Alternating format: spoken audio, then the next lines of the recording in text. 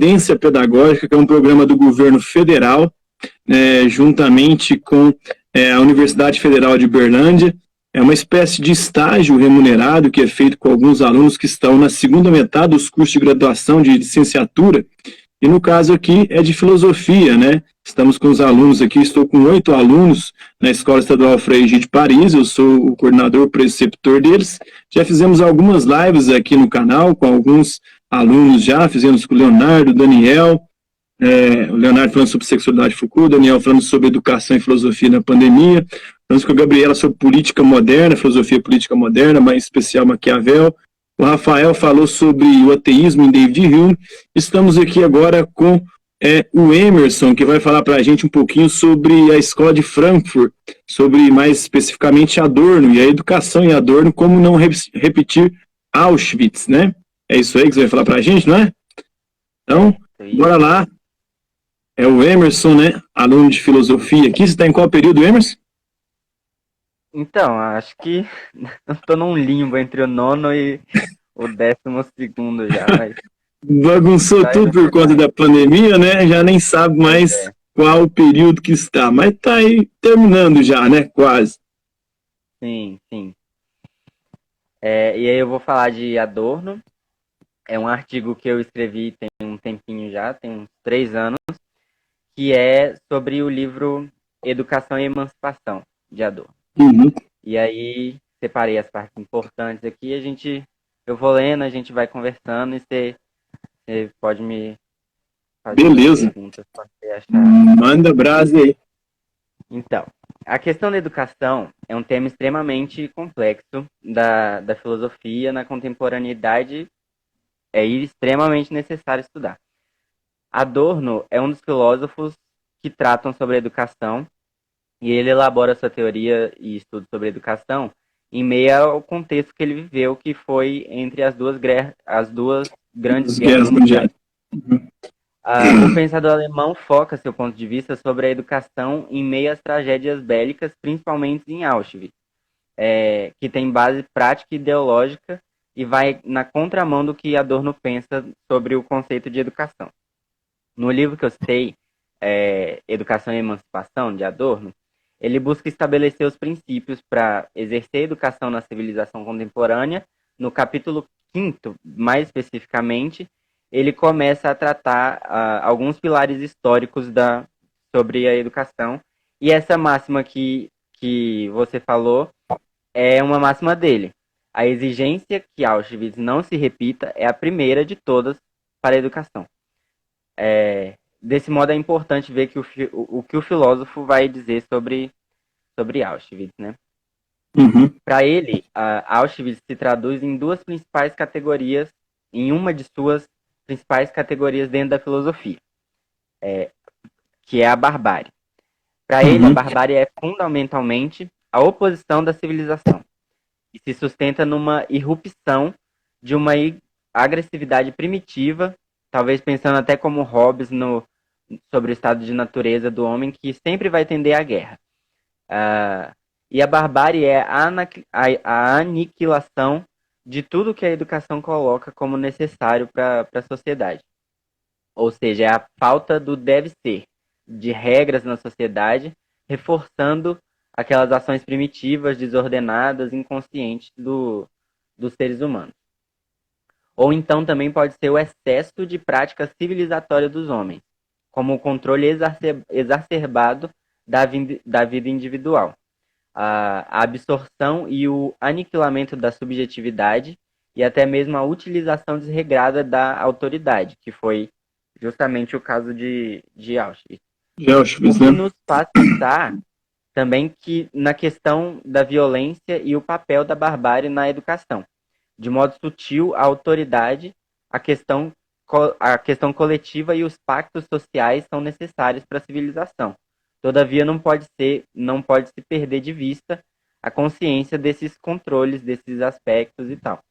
Pois, de forma meio que inconsciente, a barbárie assume a sua forma plena entre os homens, como foi em Auschwitz, como foi durante as guerras e tudo mais. Os campos de concentração durante o nazismo na Alemanha, né? Exatamente. aquilo nada mais foi do que barbárie pura, né? Uhum. E com isso surge a questão da civilização para Adorno, né? Em que teoricamente sugere uma proposta de paz e bem-estar para a sociedade, por meio de regras, contratos, combinados, como se deve agir na sociedade, mas concomitantemente absorvendo essa subjetividade, essa individualidade do indivíduo. E que não mais ele tem interesses próprios e desejos comuns, como todos os seres na sociedade. Até Freud diz no Mal-Estar na Da Civilização civilização. que as próprias regras da sociedade reiteram essa exclusão das individualidades, o que só gera mais insatisfação durante a vida dos homens, né? É Essa importante destacar absorção aí, né? É importante destacar aí alguns elementos, né? Que o Adorno ele é integrante da Escola de Frankfurt, uma escola filosófica alemã, né, do século XX, e que ela vai elaborar uma teoria crítica contra essas formas de opressão, né, que se desenvolveram em especial a partir do contexto do iluminismo. O iluminismo que queria, com a luz da razão, libertar o ser humano de toda e qualquer forma de opressão, de dominação, de exploração, de subjugação, ele acabou foi criando um problema, né?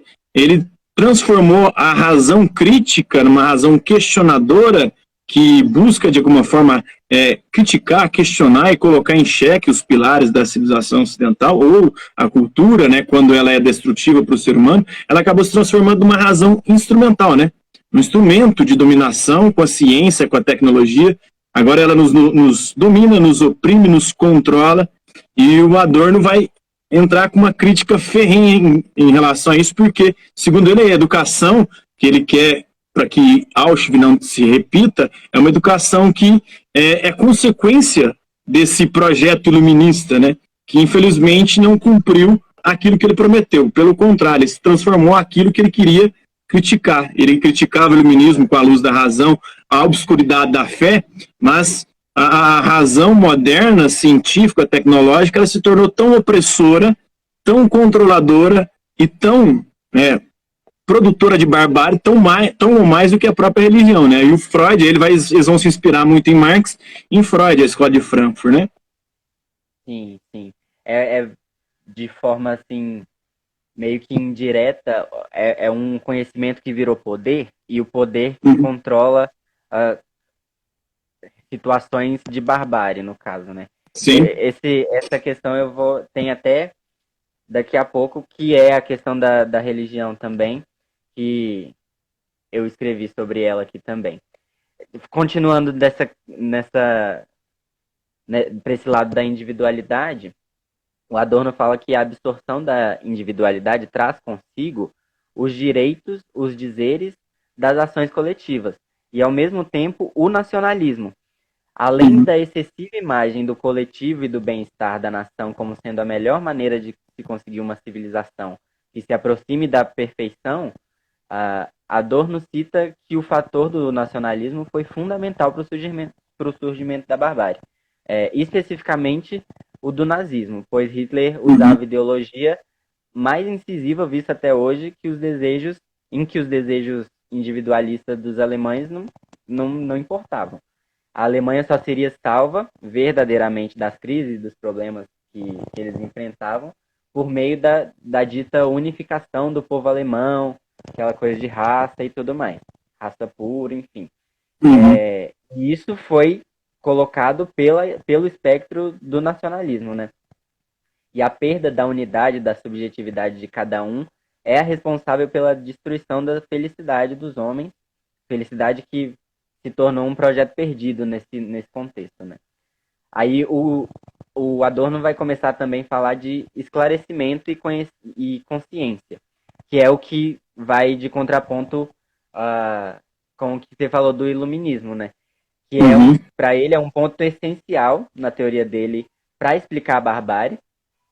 E a barbárie, ele diz que é o ápice da desordem humana, é aquilo que põe verdadeiramente em risco a humanidade, o que torna o ser humano humano. E isso ocorre necessariamente com a perda da consciência subjetiva das pessoas. A partir do momento que as pessoas perdem a sua subjetividade, a consciência e o esclarecimento vai embora, e aí aí o ponto que ele coloca como continuação disso é a alienação, É, passividade. São as o principais sujeito ele é ferramentas.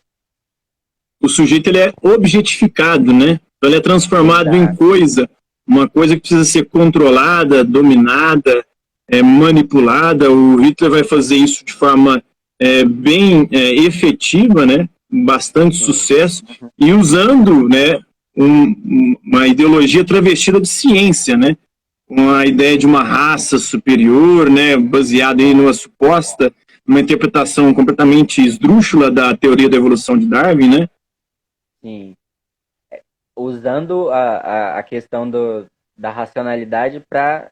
cooptar a massa, né? Que naquele momento já estava alienada, já estava desumanizada, né? Nesse conceito de Adorno. E a alienação e a passividade, para ele, são as principais ferramentas da barbárie na retirada da consciência. Quanto à alienação, podemos pensá-la em vários âmbitos. Dos mais tecnológicos e atuais, como os meios de comunicação de massa, ou em outros não tão atuais assim, como a religião. E a passividade podemos pensar como o conformismo e indiferença dos homens em relação ao que acontece na sociedade, como quando só aceitam decisões dos reis, presidentes, ditadores e governantes, ou mesmo a ida para a guerra em que o indivíduo apenas cumpre as ordens e executa os inimigos, né, sem muita consciência de verdade sobre o que ele está fazendo. E é exatamente o que a gente estava falando, né? Quando o ser humano perde a sua consciência, o esclarecimento, perde no sentido de que isso é tirado dele de algum modo, né? Ah, ele fica em status de coisa mesmo. Qualquer governante, qualquer ditador consegue cooptar a grande quantidade das pessoas para, enfim, fazer o Depois, que... no julgamento sobre os crimes de guerra do Eichmann, lá, a Hannah Arendt, por exemplo, ela escreveu uma obra, o Eichmann em Jerusalém, né? Ela vai mostrar Sim. como que isso efetivou, né? Vai estar julgando o cara lá, por que você fez isso? Ele falou, porque me mandaram, eu estava cumprindo ordens, né? Então ele não tinha autonomia ali para refletir, pensar sobre a ordem, questioná-la ou até não cumpri-la. Ele obedecia maquinalmente, né? Então, o iluminismo, a ciência, o progresso tecnológico e científico desumanizou o ser humano, tirou sua subjetividade, transformou ele como uma máquina de destruição, né? O Freud dizia que a civilização, ela causa um mal-estar na gente porque ela freia os nossos ímpetos, as nossas pulsões, né? O Eros e Thanatos, que é a pulsão sexual e a pulsão destrutiva que a gente tem. Então a gente tem que se reprimir para a gente civilizar. E essa repressão gera uma série de problemas psíquicos, né? A Escola de Frankfurt pega isso para dizer, né, que não só, né, a civilização também, com essa ideologia científica, tecnológica, acabou também nos desumanizando, né? Além do mal-estar, ela acabou produzindo também, em nome dessa civilização, atrocidades e barbáries como a do nazismo, né? Sim. É a questão que a gente fala, o conhecimento e a ciência começou a ser usado principalmente ali Vai estar fazendo reunião agora, daqui a pouco. Minha filha está aqui só um pouquinho. Daqui a pouco você pega, tá? Daqui a pouco. A ciência e o conhecimento começando a ser usado ali na Idade Moderna para coisa de interesse pessoal, nacionalista, para produção bélica, enfim. E uma ferramenta para isso acontecer é a alienação das pessoas, né? É tirar a consciência e o esclarecimento da população. Enfim, e entrou a Maria do Socorro, ela é da Escola de Frankfurt, não é? Então. Pois é. A responsabilidade aumenta aí, hein? Aumenta. Mas aí, continuando aqui o texto, o Adorno vai tratar a educação como sendo responsável por estabelecer orientação pragmática da reflexão, que, respectivamente, é responsável pela construção da consciência nas pessoas, a fim sempre de evitar a barbárie. É a prática da educação que consegue produzir uma consciência verdadeira nas pessoas. Por meio dessa consciência, os indivíduos produzem uma visão crítica sobre as questões gerais da civilização. Crítica que serve também como aderência e atividade das pessoas no ambiente civilizado, e que principalmente tem por finalidade, em todos os pontos, a resistência à barbárie. Como as condições para a barbárie surgir estão sempre presentes nas bases da sociedade, pois faz parte dessa vulnerabilidade dos homens, a educação precisa também estar sempre em curso para que a barbárie não venha à tona. Ou seja, um momento que falha a educação é um momento propício sempre para a barbárie. Para a educação se manter constante em uma sociedade, com a finalidade de reprimir a barbárie, um ponto essencial é a resistência subjetiva que ela proporciona aos indivíduos e que dá, ao mesmo tempo que exige a conservação, de autonomia, seja ela objetiva ou subjetiva. Sem autonomia, não tem pensamento crítico, não tem nem teoria crítica. É um ponto-chave na teoria inteira de Adorno. Muitos críticos da escola de Frankfurt falam que a dialética negativa, ela só nega, só critica e não propõe nada, né? De alguma forma o Adorno está propondo aí, né? Pelo menos algo para não deixar acontecer aquilo que levou a Auschwitz, ao nazismo, aos campos de concentração, mas que não aconteceram só dentro do espectro também nazista ou fascista, mas também aconteceu na União Soviética, com propósitos e bem similares também, né? Sim, é uma questão... Eu considero esse livro, das coisas que eu li do Adorno, é a coisa mais propositiva, realmente. Porque ele fala diretamente de como a educação precisa ser. Já eu vou citar um trecho do livro que é isso que a gente está falando. É uma proposição do que precisa ser o enfrentamento da barbárie, né?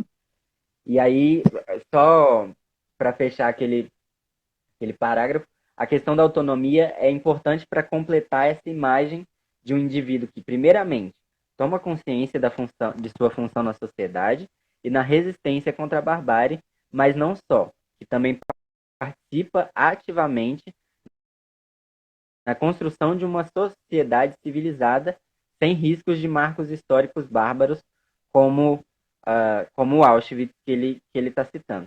E aqui ele começa a caracterizar o que é essa educação que vai sempre lutar contra a barbárie. Que é a seguir, abre aspas, né?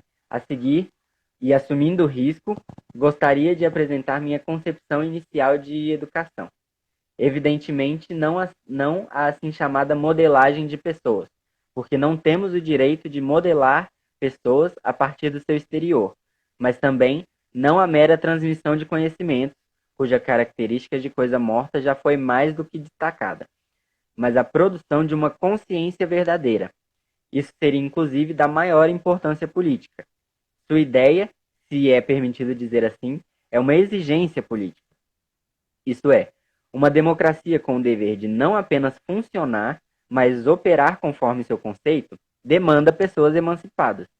Uma democracia efetiva só pode ser imaginada enquanto uma sociedade de quem é emancipado. Ou seja, esse trecho para mim é sensacional porque ele é muito direto.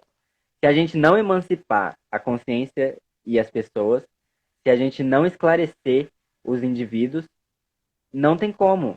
A democracia não vai ser cumprida, não vai ser plena, e a gente vai sempre tender para a guerra. Simplesmente. E ele está usando os mesmos conceitos aí que o iluminismo usava, né? O iluminismo queria, com a luz da razão, nos emancipar, né? Nos tornar sujeitos autônomos, né? Capazes de fazer essa reflexão, né? E não passíveis de serem facilmente manipulados, mas aí o Adorno, a escola de Frankfurt, mostra como que não, né? Eles pregavam isso, mas na prática essa razão científica e tecnológica acabou entregando outra coisa. Uma sociedade dominadora, controladora, opressora, e usa, né, as técnicas, né, novas, as novas tecnologias, como o rádio, depois a televisão, esses meios de comunicação de massa, para poder justamente manipular as massas, tirar dela a individualidade, a subjetividade, a consciência, né, e usando isso como instrumento de dominação e moldando a sociedade conforme o bel prazer do ditador bárbaro de ocasião, né? Sim, e acho que isso que você falou é interessante pensar um ponto-chave que a teoria crítica vai começar a fazer com essa ideia de racionalidade, que não é que não exista conhecimento e tudo mais, está existindo, só que eles estão usando completamente em favor da barbárie. O que precisa, então? Um conhecimento que atinja todo mundo e que seja crítico. Um conhecimento reflexivo para todo mundo. Exatamente. Porque razão por razão leva onde a gente viu que levou. Uma razão por razão, quem pega quem essa razão instrumental, né? Usada como instrumento de dominação. Exatamente, que serve de dominação. Ela matou a razão crítica e é preciso resgatar a razão crítica que coloca em xeque, questiona, porque a ciência ela nasce como uma tentativa do homem ter o domínio sobre a natureza, né? O controle e o domínio sobre a natureza. Mas aí o ser humano extrapola esse domínio sobre a natureza e começa a usar para dominar uns aos outros, para controlar, para manipular uns aos outros. E é isso que a Escola de Frankfurt critica, principalmente nessa ciência moderna, contemporânea. Sim, exatamente. E aí, aqui a gente pula para também uma parte do livro que é extremamente política, que é o começo do livro, que o Adorno vai falar sobre o esquecimento, que é uma forma de alienação também. Aí o problema da tomada de consciência e autonomia subjetiva se estende por todos os aspectos da barbárie e, respectivamente, surge também como ponto-chave da educação.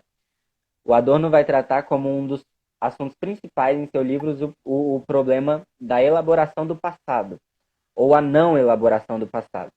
O exercício da democracia, tanto no período entre guerras, como atualmente reafirma a tendência de ignorar o passado, como algo sem importância, o que é essencialmente contraditório numa democracia, pois com o exemplo de Auschwitz, ignorar o que aconteceu é diretamente fingir que não houve genocídio da população judaica no governo de Hitler. Não se preocupar com o passado se torna, na prática, o mesmo que não se preocupar com o presente e, menos ainda, se preocupar com o futuro. A barbárie se alicerça ainda mais em uma sociedade que tenta esquecer seu passado. E aí... É engraçado que, não sei se você viu, foi julgado no Supremo Tribunal Federal, semana passada, 2 semanas atrás, justamente o direito ao esquecimento. Não sei se você acompanhou isso, né? O direito ao esquecimento. E o Supremo diz que não existe direito ao esquecimento. Ele chegou a essa conclusão e ele está falando aí que a gente não pode esquecer essas barbáries, elas têm que estar sempre presentes para a gente não repeti-las, né? Não empreendê-las novamente. O juiz que julgou, inclusive, ele deu entrevista explicando por que foi negado isso, justamente falando disso. Que esquecer, ele não falou com essas palavras, mas foi basicamente isso. Se você esquece o passado, você automaticamente deslegitima o presente e o futuro. Você simplesmente faz o que você quiser daqui para frente, despreocupado com a democracia, com o bem-estar da população. Porque existia esse direito, né? As pessoas, principalmente hoje com a internet, né? Você faz uma merda aqui hoje, você teria o direito ao esquecimento, né? Das pessoas esquecerem essa merda que você fez, ela sumir da internet, para que quando forem pesquisar sobre sua vida, não ver as cagadas que você fez lá no passado. Exatamente. Era um direito, né? Para você tentar retomar a sua vida, sem a sombra, né? Sem um fantasma do passado ali. Mas, de alguma forma, né, o passado está sempre presente. Foi ele que nos trouxe até aqui, e a gente garantir esse tipo de direito é complicado, é bem complexo, né? Como é que você esquece situações e fatos pregressos, né? Quando é no campo individual, até dá para a gente justificar ou tentar entender, mas no campo histórico, não pode esquecer Auschwitz, não pode esquecer o nazismo, não pode esquecer o fascismo, e também não pode por várias coisas. Eu acho que até também para a gente não ficar falando que há fascismo e há nazismo, onde não tem também. Porque é perigoso a gente banalizar esses conceitos e começar a atribuir fascismo e nazismo para coisas que ainda não são. Pode ser que venham a ser, mas ainda não tem todos os elementos. É como dizer, o próprio Bolsonaro, ele tem, né, muita coisa próxima do que a gente viu historicamente como nazismo, mas ele ainda não empreendeu nenhum tipo de política nesse sentido, tão criminosa quanto de Hitler ou de Mussolini. Então, temos que tomar cuidado para a gente não banalizar o termo e ficar chamando, né, desgastando o conceito com coisa que ainda não é. Quando ele começar a empreender coisas similares, a gente vai usar de forma mais apropriada. Sempre é muito perigoso a gente usar esses termos, né? Sim, inclusive, o tema que eu estava decidindo para essa aula girava em torno ou desse ou de fascismo.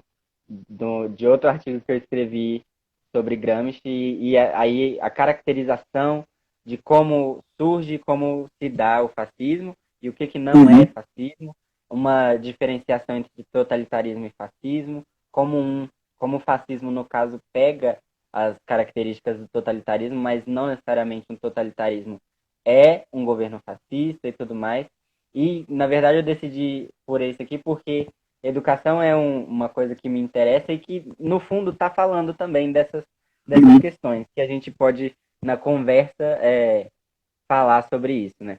Mas só para citar um último trecho aqui que eu queria do Adorno, sobre essa questão do esquecimento, né? Que, inclusive, é uma característica dos regimes fascistas e nazistas, que o contexto histórico de uma população seja esquecida. O Adorno fala... O revisionismo tem também.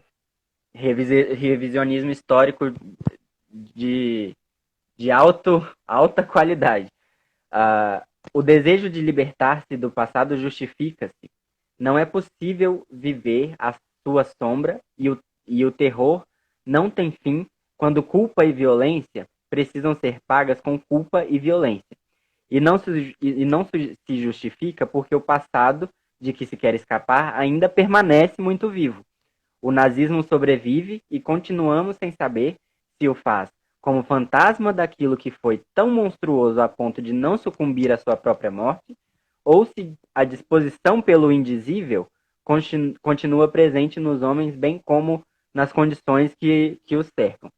Isso ele está escrevendo em 1970, né? Essa questão do indizível, para mim, é muito interessante, porque depois da Segunda Guerra Mundial, a gente, até pouco tempo atrás, a gente viveu muito essa questão de não dizer sobre o nazismo, não vamos falar sobre algo silenciar, pesado, né? Silenciar e tudo mais, que de um certo ponto tem a sua justificativa, que foi uma barbárie, a gente não pode reafirmar o que o nazismo foi. Mas, ao mesmo tempo, a gente não podendo reafirmar, a gente não pode, deixar com que as máximas nazistas sejam ditas de novo, porque fere diretamente a democracia. É uma sinuca, né? É uma situação assim que é uma sinuca pelo seguinte, né? Os próprios meios de comunicação atualmente trabalham com um conceito parecido que vai exemplificar isso, né? Não se fica noticiando suicídio. Por quê? Porque isso pode soar ou pode incentivar, pode acabar tendo um reflexo de propaganda, de publicidade. Quanto mais você noticia coisas ruins, mais você banaliza aquilo e mais você incentiva a prática daquilo.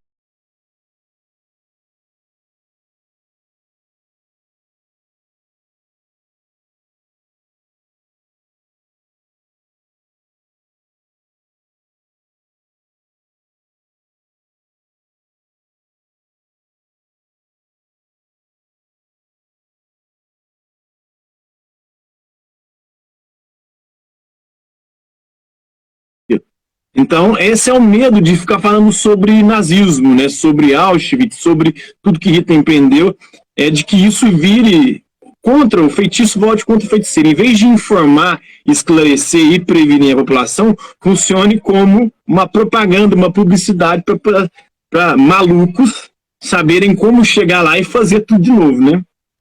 Exato. E em tempos de liberdade de expressão, com a internet, é impossível controlar isso. A gente está vendo que é impossível porque a gente está vivendo momentos que ministros e pessoas que deveriam zelar pela democracia no governo repetem discursos nazistas e se defendem com o argumento da liberdade de expressão. E aí é justamente uma sinuca de bico. A gente não tem meios e leis suficientes para pôr em prática a defesa da democracia, ao mesmo tempo que defenda também liberdade de expressão, e ao mesmo tempo também que a defesa da democracia seja feita com a não repetição desses discursos, né? Que justamente causa o esquecimento que o Adorno está falando. As pessoas, eu não lembro nem o nome daquele ministro, mas ele imitou o Goebbels lá, né? Isso. Goebbels não, foi o outro secretário do Hitler lá que... o discurso do secretário do Hitler. Eu não lembro o nome do nosso ex-ministro. O Goebbels era o da propaganda, da informação. Inclusive, até a frase dele é uma mentira dita 100 vezes, torna-se a verdade. Então, quanto mais você propaga uma notícia mesmo sendo falsa, ela com o tempo vai virando verdade ali, né, no linguajar, na tradição oral, na transmissão dessa palavra. Exato. Cara, isso é muito complexo, né? Porque você vê, o Bolsonaro teve uma fala essa semana, falando que se dependesse dele, o regime não seria esse, ou seja, não seria uma democracia. O sujeito fala isso.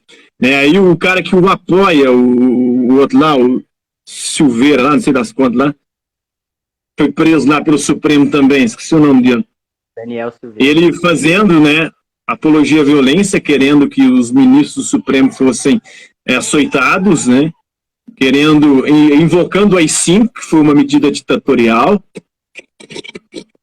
Aí tem a questão da liberdade de expressão, que é um princípio, um valor ocidental das democracias contemporâneas, mas até onde que pode ir essa liberdade de expressão? O parlamentar, ele tem imunidade, e parlamentar vem de parlar, que é falar. Ele tem imunidade principalmente sobre a sua fala. Mas será que ele pode falar qualquer coisa e falar